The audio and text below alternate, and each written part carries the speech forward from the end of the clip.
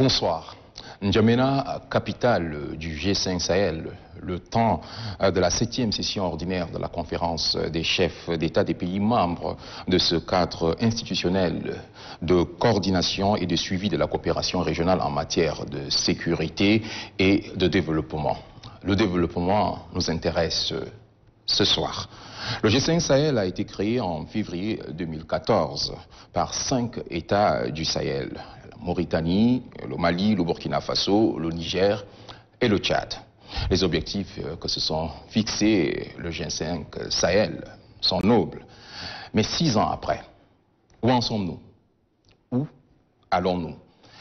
Les perspectives, c'est donc le lieu de faire l'état des lieux, des perspectives de la coopération entre le G5 Sahel et ses partenaires dont l'Alliance Sahel et le FIDA, FAO, PAM. Voici le thème de cette table ronde. Pour en parler autour de cette table, bien évidemment, qui n'est pas totalement ronde, comme vous pouvez l'apercevoir, nous avons Olivier Cador, qui est le porte-parole de l'Alliance Sahel. Nous avons aussi Valentine Achantio, qui est le directeur pays FIDA. Il couvre la zone République démocratique du Congo, la République du Congo et bien évidemment le Tchad. Bonsoir à vous. Bonsoir. Pour commencer, ce qui fait l'originalité du G5 Sahel, c'est bien évidemment son approche qui n'est pas uniquement militaire. La lutte contre la pauvreté constitue un élément clé dans sa stratégie. Et pour cela, l'apport des partenaires au développement est très important, j'allais dire fondamental, ce qui nous permet de parler déjà de l'Alliance Sahel. Quel est son fonctionnement? C'est quoi l'Alliance Sahel? Très bonne question et merci Elvis de nous poser cette question. D'abord, je pense qu'il faut informer les téléspectateurs et les auditeurs de ce que n'est pas l'Alliance Sahel. L'Alliance Sahel n'est pas un nouveau partenaire, n'est pas un nouveau fonds, n'est pas une nouvelle institution. C'est une plateforme de coopération internationale réunissant des partenaires qui partagent ensemble la volonté de faire mieux, plus vite, de créer plus d'impact au bénéfice des populations des pays du G5, notamment des populations vulnérables. Cette alliance a été créée, lancée en 2017, en juillet 2017. Elle regroupe actuellement de très nombreux membres, 14 membres de plein exercice et 11 membres observateurs qui ont vocation à intégrer le groupe des membres de plein exercice. Je veux en citer quelques-uns. Bien évidemment, la France, l'Allemagne, l'Union européenne, la Banque mondiale, la Banque africaine de développement, le PNUD, l'Italie, l'Espagne, les Pays-Bas, le Luxembourg, le Danemark, le Royaume-Uni, la Banque européenne d'investissement et plus récemment la Norvège. Les observateurs sont au nombre de 11, je l'ai dit, et non des moindres, les États-Unis, le Canada, le Japon, la Belgique, la Suisse, la Finlande, l'Irlande, la Société financière internationale, filiale du groupe de la Banque mondiale, la Fondation Bill et Melinda Gates, le Tony Blair Institute, et enfin l'Organisation internationale de la francophonie. Donc, vous le comprenez, l'Alliance regroupe à ce jour de très nombreux partenaires, pour ne pas dire l'essentiel des partenaires qui œuvrent au développement des pays du Sahel. Les membres de l'Alliance Sahel ont choisi de concentrer leurs efforts, en concertation avec les pays du G5, sur 6 secteurs principaux. Secteurs comme l'agriculture, le développement rural et la sécurité alimentaire. Je vous expliquerai tout à l'heure le nombre de projets et les résultats attendus et les résultats obtenus dans ce secteur. La décentralisation, les services de base, l'éducation et l'emploi des jeunes, une priorité pour l'ensemble des pays de la bande sahélienne. Et enfin l'énergie, la gouvernance et la sécurité intérieure. Sur ces 6 secteurs, l'Alliance souhaite développer des activités en respectant également un accent, en développant un accent particulier sur le climat, Le genre, le changement climatique, bien sûr, le climat, l'approche au changement climatique, tout ce qui concerne l'atténuation, le genre, la jeunesse et le secteur privé. Hier, jeudi, l'Alliance Sahel démarrait les débats à l'occasion d'une conférence virtuelle mobilisant de très nombreux acteurs intervenant en faveur du développement du secteur privé au Sahel. Il était important de voir la variété des initiatives, la variété des programmes soutenus par les partenaires. Il convient d'en faire désormais une meilleure publicité pour améliorer la visibilité de l'action de l'Alliance. Je pense, Elvis, qu'on y reviendra. Le temps de revenir à vous, nous posons cette question à Valentin Achanchou. Quelle est la place du FIDA dans cette alliance? Merci. Bien que le FIDA ne soit pas membre de l'Alliance Sahel, mais nous avons le PNUD qui est une organisation du système des Nations Unies qui est membre.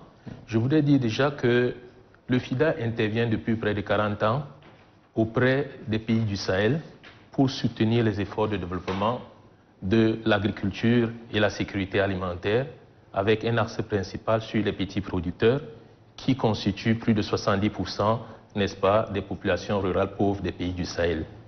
Et cette intervention touche un des éléments importants de l'Alliance Sahel, c'est la résilience de ces petits producteurs face aux aspects climatiques, qui est au centre des interventions du FIDA.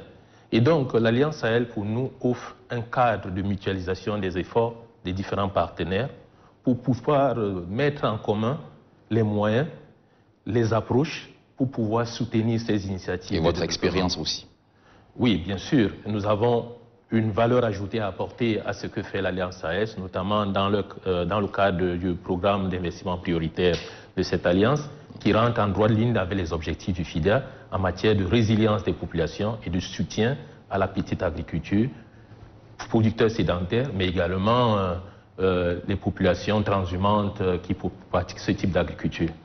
En 2020, l'Alliance Sahel soutient donc plus de 800 projets pour un montant global de 11,6 milliards d'euros. Les investissements commencent-ils à porter des fruits? Tout à fait. Alors, quelques chiffres pour illustrer le montant, le nombre important des projets. Vous avez raison de préciser le nombre de projets qui ont été mobilisés, qui ont été développés par l'Alliance Sahel. Ils sont au nombre de 880. C'était début 2019. Les derniers chiffres sont en cours d'agrégation auprès des différents partenaires.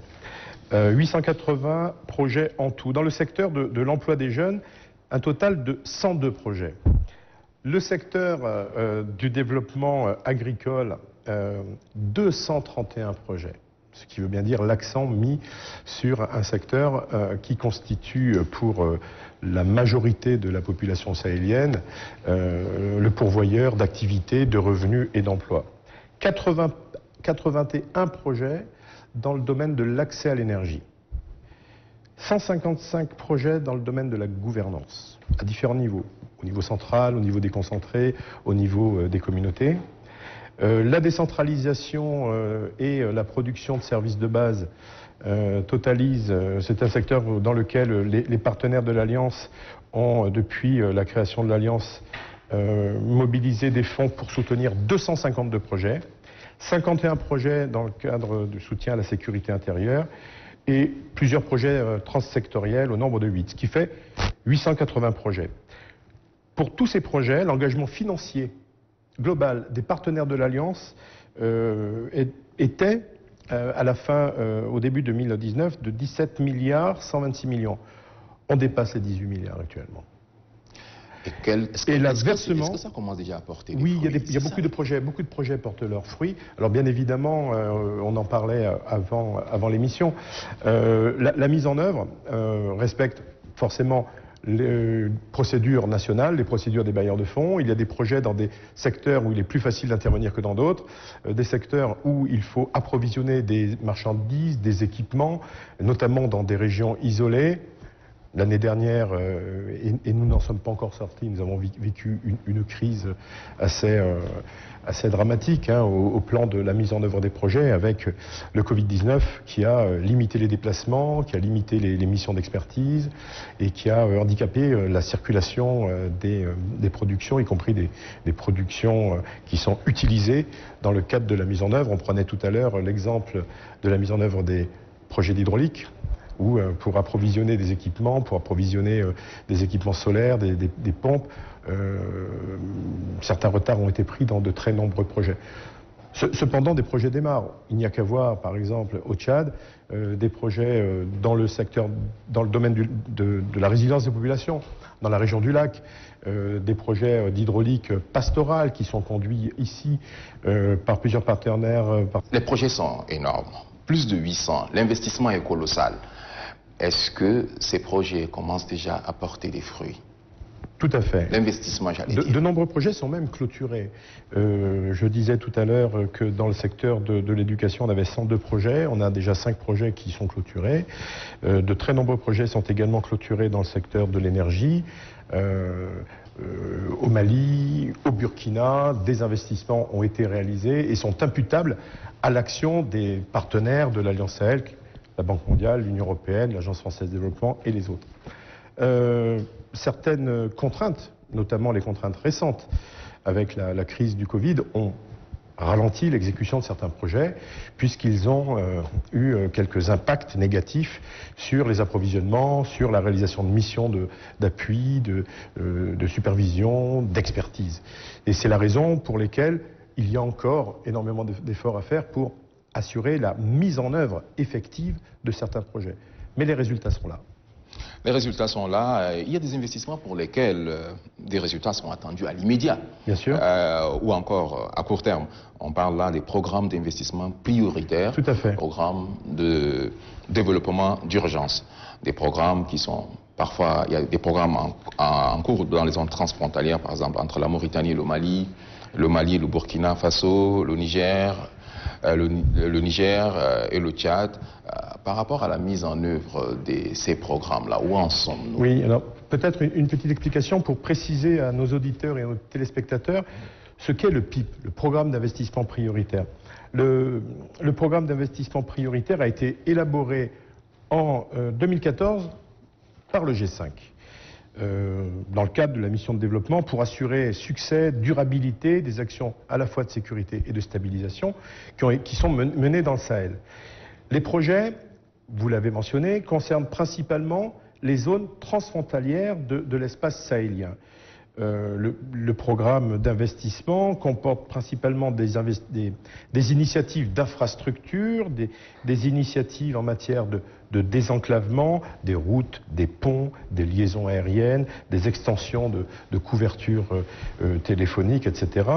Des programmes également d'accès aux ressources, je pense notamment aux projets agricoles, aux projets hydrauliques, aux projets d'électrification, et aux projets de gouvernance, notamment avec l'appui à la justice, l'inclusion des femmes dans le dialogue politique. En décembre 2018, lors de la conférence de coordination... Le PIP, c'est en 2017 ou 2014? 2014. L'élaboration du PIP, c'était 2014. Il y a eu une conférence en décembre 2018, et lors de cette conférence, les partenaires se sont engagés à soutenir, à contribuer financièrement au financement de ce PIP, à hauteur de 1,8 milliard d'euros. Les financements sont mobilisés. Les financements sont mobilisés, j'ai quelques chiffres. Quand on prend l'Alliance Sahel, les partenaires de l'Alliance Sahel ont mobilisé les 1,8 milliard. Je suis heureux de parler avec notre collègue du FIDA, qui a déjà, à ce jour, ils ont mobilisé, vous avez mobilisé à peu près 150 millions d'euros déjà. Si on rajoute avec les programmes de l'UMOA, les programmes de la BADEA, on est à plus de 2,2 milliards d'euros. Donc les fonds sont là, les fonds sont disponibles. Les principaux défis, bien sûr, sont ceux de la mise en œuvre. Les principaux défis sont ceux de la mise en œuvre. Ils interrogent, ils interpellent à la fois les gouvernements, les maîtrises d'ouvrage publics des projets, les partenaires, une réflexion est en cours, et c'est d'ailleurs une des missions, un des objectifs de l'Alliance Sahel, c'est de pouvoir mutualiser les bonnes pratiques, les bonnes expériences de mise en œuvre, de manière à rythmer plus dynamiquement l'exécution technique et financière des projets, tout simplement pour accélérer la livraison des résultats que les populations attendent. La rencontre de N'Djamena s'inscrit d'ailleurs dans ce sens. Parlons à présent du programme conjoint Sahel en réponse aux défis Covid-19, conflits et changements climatiques SD3C. Le conseil d'administration du FIDA a approuvé le 9 décembre un prêt d'un montant de 29,7 millions de dollars ainsi qu'un don de 13,7 millions de dollars en vue de l'exécution donc du tout premier programme. Pouvez-vous nous donner un peu plus de précisions?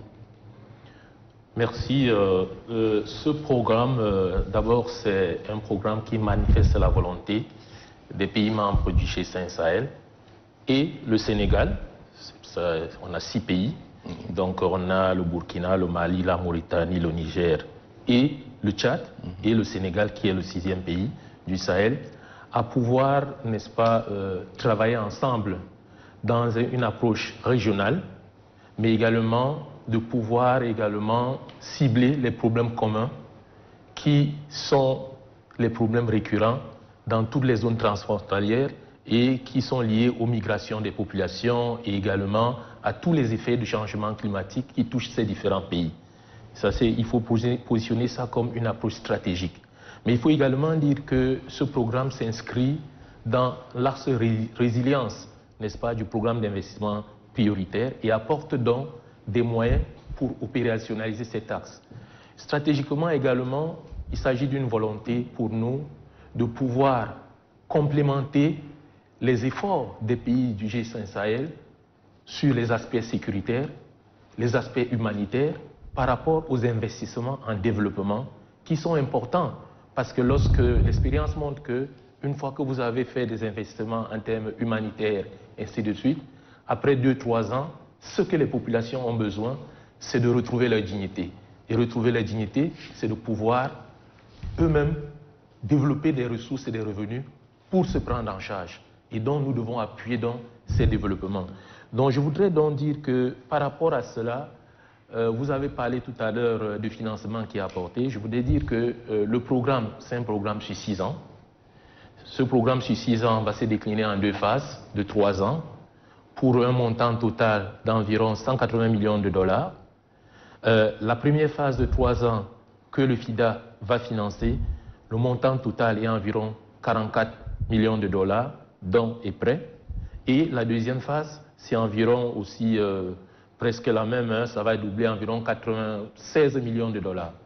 Donc si on met les 2 phases, on est près de 96-100 millions de dollars. Maintenant, on aura également d'autres partenaires qui sont déjà commis. C'est le Fonds vert pour le climat qui va apporter des ressources et puis ensuite les États, ainsi de suite. Donc, ce qui est important, c'est de dire qu'on ne va pas inventer la roue. On va mettre à l'échelle les initiatives qui existent déjà et le FIDA va travailler en partenariat avec les autres institutions onusiennes que sont l'Organisation mondiale pour l'alimentation et l'agriculture, la FAO, le Programme alimentaire mondial, qui ont des savoir-faire dans ces régions-là. Par exemple, si on prend le cas du Tchad, c'est les provinces du lac, du Kanem, qui sont des provinces qui sont actuellement très en crise par rapport à la crise du conflit Boko Haram, mais également les conflits climatiques et aujourd'hui le Covid qui est venu exacerber la situation de ces populations. Donc, nous sommes dans un programme de 6 ans, mais je voudrais dire que ce programme il a s'élargi parce que les besoins sont énormes.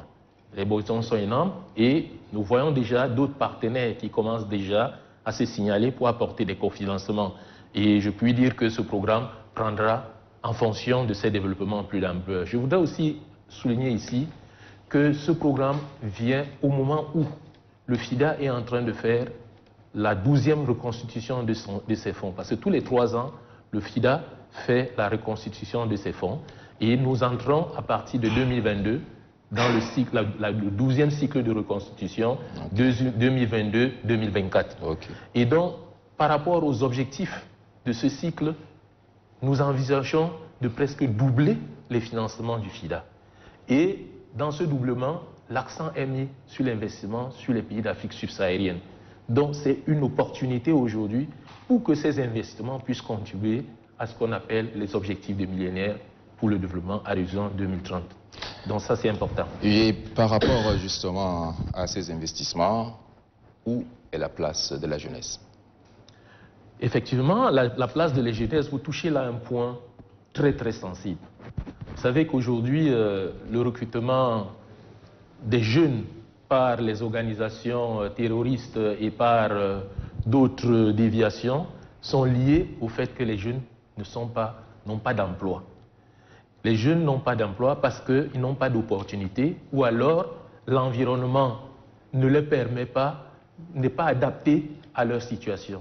Et donc, au niveau du Tchad, par exemple, le FIDA vient de valider la note conceptuelle pour la préparation d'un vaste projet de 100 millions de dollars qui va aller au conseil d'administration du FIDA du mois de septembre 2021. Ce projet cible principalement l'entrepreneuriat agropastoral des femmes et des jeunes. Il s'agit de promouvoir les petites et micro-entreprises portées par des jeunes. Et quand je dis des jeunes et des jeunes, c'est jeunes femmes et jeunes hommes, mais également des femmes. Et c'est des entreprises qui vont viser différentes catégories de cette jeunesse, c'est-à-dire ceux qui ne se sont jamais investis dans les activités mais qui sont intéressés, ceux qui sont déjà là mais qui n'ont pas engagé une activité vraiment professionnelle, ceux qui ont déjà amorcé mais qui voudraient développer les activités, mais également ceux qui n'ont même pas de formation agricole mais qui sont intéressés. Et donc dans cette perspective-là également, nous comptons sur les d'autres partenaires à se joindre à cette initiative du FIDA qui devrait avoir un impact significatif sur la situation des femmes et des jeunes. Quelles sont vos attentes par rapport à la rencontre de N'Djamena? Effectivement, la rencontre de N'Djamena a d'abord un signal fort. Ça signale l'engagement du FIDA à soutenir les efforts des pays du G5 Sahel. Le FIDA marque là, à travers la signature des accords de financement qui aura lieu demain, sa présence et met sa volonté de soutenir ces efforts. Ça, c'est une première chose. La deuxième chose, nous attendons également que d'autres partenaires puissent se joindre au FIDA, tels que la FAO, le PAM a déjà fait, d'autres partenaires, le Fonds vert au climat est déjà là, et nous voudrons que d'autres partenaires se joignent au FIDA et à l'initiative soutenue par le G5 Sahel. Et nous attendons également une plus grande coordination des interventions de développement. Je me retourne à présent vers le porte-parole de l'Alliance Sahel. Il faut préciser aussi qu'il est le directeur de l'AFD au Tchad. Quelles sont vos attentes par rapport à la rencontre de N'Djamena? Attentes importantes, puisque le sommet de N'Djamena coïncide également avec l'Assemblée générale de l'Alliance Sahel, la deuxième Assemblée générale. La première a eu lieu l'année dernière à Nouakchott.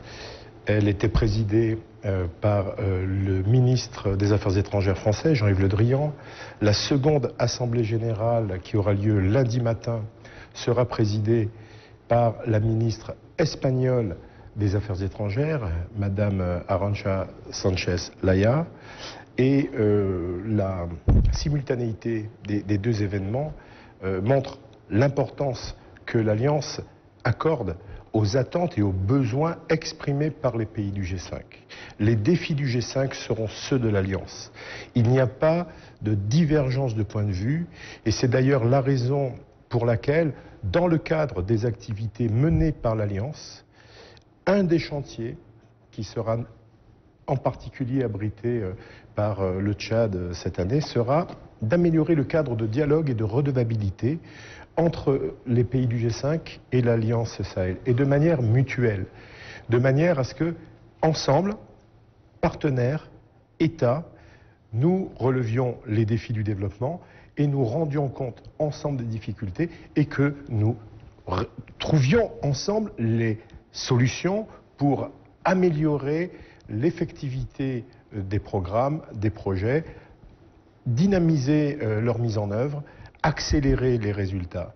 Tel est l'objectif principal de l'Alliance Sahel. C'est la délivrance plus rapide des résultats au bénéfice des populations sahéliennes dans les différents secteurs que je signalais tout à l'heure.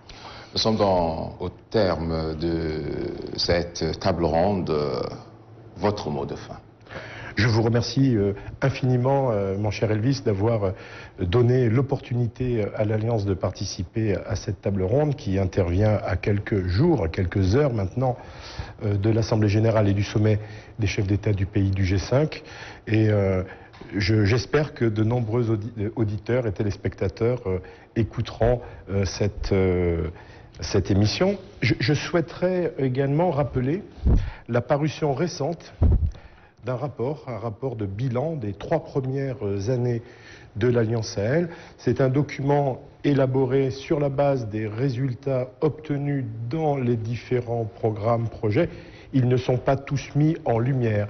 Mais ce rapport qui est disponible en ligne sur le site de l'Alliance Sahel, www.alliance-sahel.org, peut être téléchargé gratuitement. Il est riche d'enseignements, il montre les avancées, il montre également les défis. Et j'invite tous les téléspectateurs intéressés par l'Alliance Sahel et son action à le consulter, à le télécharger et à en prendre connaissance. Voilà, merci infiniment. Est passé. Merci infiniment. C'est la même question pour vous, Valentin Achiancho. Votre mot de fin? Ce que je peux dire comme mot de fin, c'est de dire que les opérations de développement doivent de plus en plus être coordonnées. La mutualisation des efforts est très très importante pour arriver à des résultats palpables et que pour toute action que nous menons en place, il faut qu'on ait en idée le bien-être des populations, le changement de leurs conditions de vie, et cela doit se bâtir non seulement dans la durée, mais cela a besoin des investissements conséquents. Et pour ces investissements conséquents, un seul partenaire ne peut le faire. Et le FIDA, pour sa part, a un avantage comparatif par rapport à l'appui à la petite agriculture, les investissements sur la sécurité alimentaire des populations, et nous invitons les autres partenaires, les États, à se joindre à nous pour soutenir ces efforts. Merci. Voilà, nous vous remercions d'avoir bien voulu répondre à notre invitation.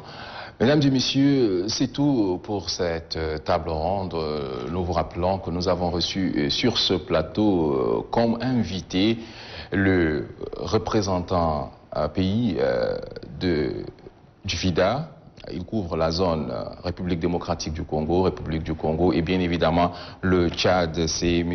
Valentin Achiancho. Et nous avons aussi Olivier Kador, qui est le porte-parole de l'Alliance Sahel, par ailleurs directeur de l'Alliance française de développement au Tchad. C'est tout pour cette table ronde. Excellente suite de programme sur Télé Tchad.